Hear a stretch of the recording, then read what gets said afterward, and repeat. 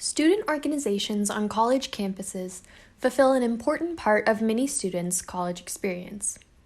But the COVID-19 pandemic has changed the way this looks for many student organizations, forcing many of them to take place completely online. I'm Ryan Kloiber. I'm one of the project managers for Concrete Canoe, and we've had a interesting year for sure, being virtual, but we've been able to have a successful year overall, I'd say. The Concrete Canoe team is a group of civil engineering students that does just what the name suggests. So we build a canoe out of concrete. It's obviously very different than your typical concrete you might see on a sidewalk or anywhere else, as it's made of much more lightweight materials because it has to float.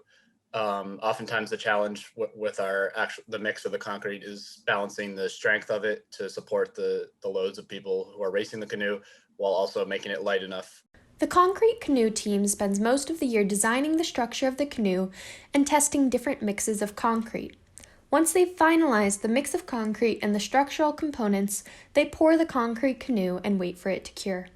And we all work together to make a unique canoe every year. And then at the end of the year, typically around this time now in April, we have a competition with the ASE conference. And the Northeastern Concrete Canoe team has been quite successful in the past, with the 2019 canoe winning third place.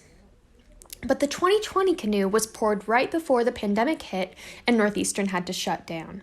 Ryan and his team weren't able to get in to see the canoe for a year. We were able to get back into the lab recently. So about a month ago now, we've been able to work on that canoe, and we were able to get the foam out and see how it came out a couple weeks ago now. So yeah, it's certainly not been what I expected from when we took over as the leadership.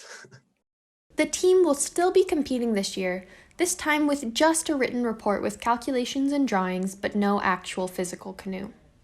But for many members of the team, like Concrete Mix Captain Lauren, Concrete Canoe has always been about more than just competition. It has also been an important part of her college experience.